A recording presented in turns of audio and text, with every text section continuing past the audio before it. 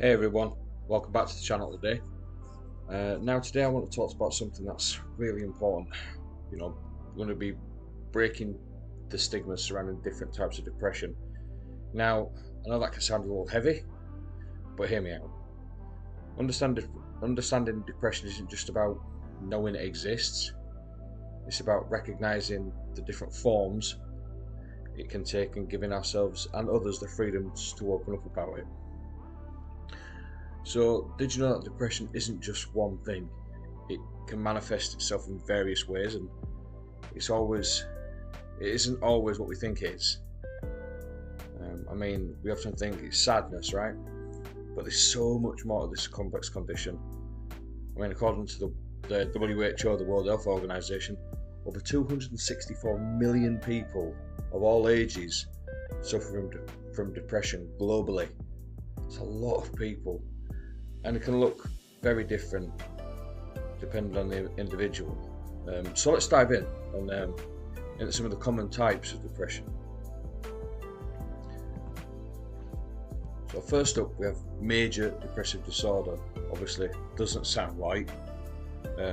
This is what most people typically think of when they hear depression.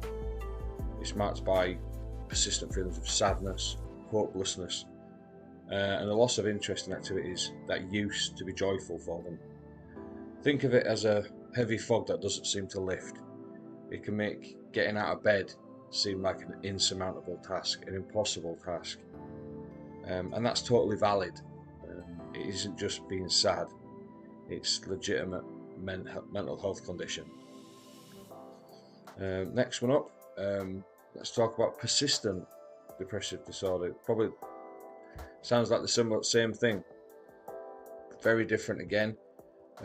Obviously, also known as PDD.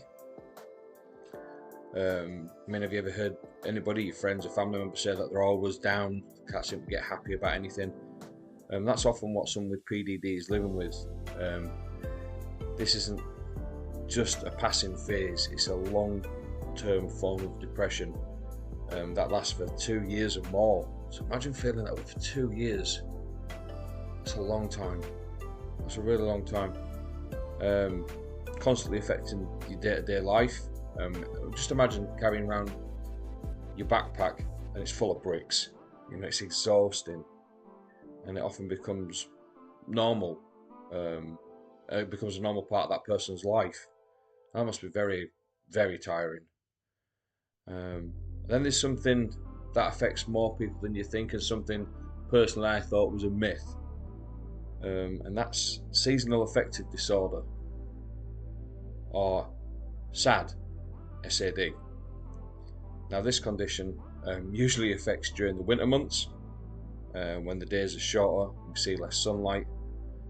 Everybody goes on about getting your vitamin D daily and stuff like that, but obviously in the winter months, sunlight becomes a bit more scarcer, depending on your own situation. I work nights, so I don't see the sunlight as much as I'd like to. But for some, the change in the seasons can cause serious dips in mood. Like if you've ever felt like a different person in spring or summer, you might just be one of these people who experience it. And it also does beg the question: are we really in tune with our own minds, how they react to the world around us? Personally, I'm a winter person. I like the colder months, but it's a condition that affects a lot of people. And then, probably the most well-known one, and not in a good way, there's a lot of stigmas around it. We can't forget about bipolar disorder. Now, this just isn't good days and bad days. It includes extreme mood swings that can go from manic highs to depressive lows.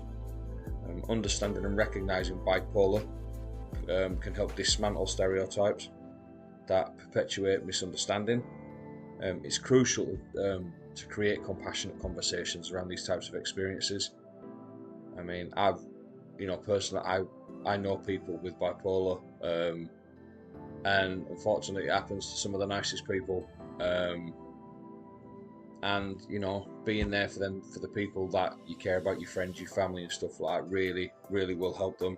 Even though not all of us are psychiatrists or doctors and stuff, just having that open conversation with them, think, you know, it's all right, you're no less of a person just because of your condition. Now, you know, just because someone feels fine sometimes doesn't mean they're not struggling the rest of the time. So you're probably wondering now what we can do to help break these stigmas. Well, first and foremost, education.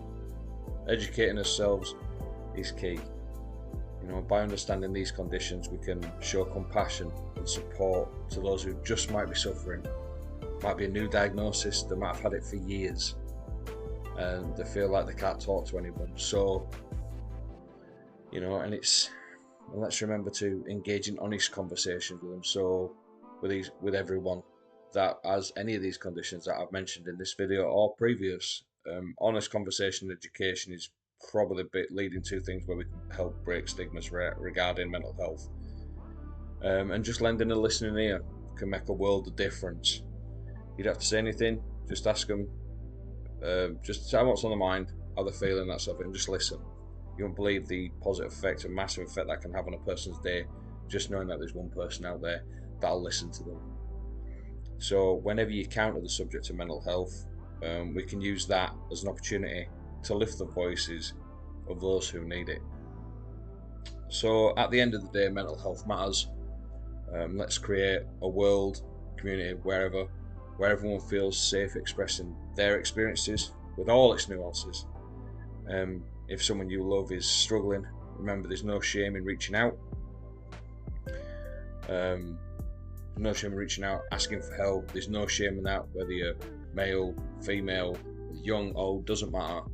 There's no shame in having it. If anybody says you're less of a person reaching out, then they need to educate themselves.